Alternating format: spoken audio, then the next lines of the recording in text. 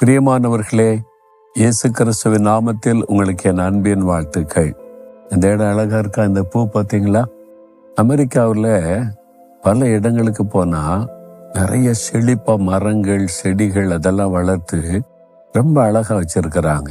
ஒவ்வொரு வீடுகளுக்கு முன்னாலேயும் இந்த மாதிரி ரொம்ப அழகழகா அங்க பராமரிக்கிறாங்க. அதனால பார்க்கறதற்கு ரொம்ப அழகாகவும் குளிர்ச்சியாகவும் நல்ல ஒரு மன ரம்மியமாக இருக்கும். அது மாதிரி நம்ம இடங்களையும் வசிக்கிற இடத்துல இது மாதிரிலாம் செடிகள் மரங்களை நம்ம வளர்த்து உருவாக்கி வைக்கணும். அது நமக்கு ஒரு பெரிய ஆசீர்வாதமாக இருக்கும். ஏன்னா இதெல்லாம் ஆண்டவருடைய அழகான சிருஷ்டிப்பு இல்லை. சரி, ஆண்டவர் எனக்கு என்ன வசனம் சொல்றாரு அப்படின்னா, ஒரு ஜெபம். ஒவ்வொரு மனிதரும் ஜெபித்த ஜெபங்கள் வேதத்தில் எழுதப்பட்டு இருக்கிறது. 108 சங்கீதம் 12 வசனத்தில் ஒரு பக்தன் ஜெபிக்கிறார். தாவீது பாடுகள் மத்தியிலே கடந்து போன ஒரு மனிதர். அவர் ஒரு இக்கட்டான சூழ்நிலையில என்ன ஜெபிக்கிறார் பாருங்க. இக்கட்டில் எங்களுக்கு உதவி செய்யும் ஆண்டவரே, என்னுடைய இக்கட்டான சூழ்நிலையில உதவி செய்யும். மனுஷருடைய உதவி விருதா. மனுஷர் உதவி செய்வாங்கன்னு அநேக சமயத்துல நம்புகிறோம். சொந்தக்காரங்க இருக்காங்க, நண்பர்கள் இருக்காங்க, பதவியில் இருக்கிறாங்க, நல்ல பொசிஷன்ல இருக்கிறாங்க, நமக்கு உதவி செய்வாங்கன்னு.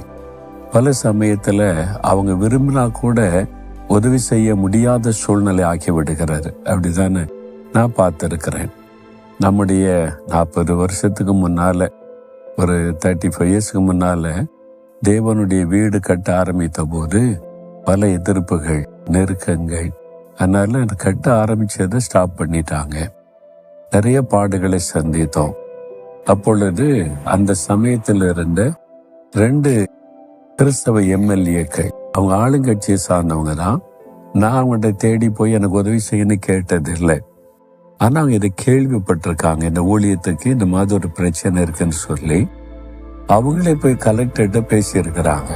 அவங்க கிராமத்துல சொந்த இடத்துல தானே கட்டுறாங்க, இது மாதிரி செய்றீங்களேன்னு சொன்ன போது அவங்க நிறைய லீகல் ப்ரொசீஜர் அது இதுன்னு நிறைய லெட்டர்ஸ் எதிர்ப்பு அதெல்லாம் பேசி, அதனால நான் ஒன்றும் செய்ய முடியாதுன்னு சொல்லிட்டார். அவங்க பாருங்க, உதவி செய்ய வந்தும் கூட விரதாவாக்கி விட்டார். அவங்களால செய்ய முடியல. அவங்களுக்கு நல்ல மனது இருந்தது எனக்கு உதவி செய்யணும்னு. ஆனா அந்த சூழ்நிலையில் அவங்களால முடியல. பல சமயம் அப்படிதான், நமக்கு உதவி செய்ய மனிதர்கள் வந்தா கூட செய்ய முடியாமல் ஆகிவிடும். மனுஷருடைய உதவி விரதா.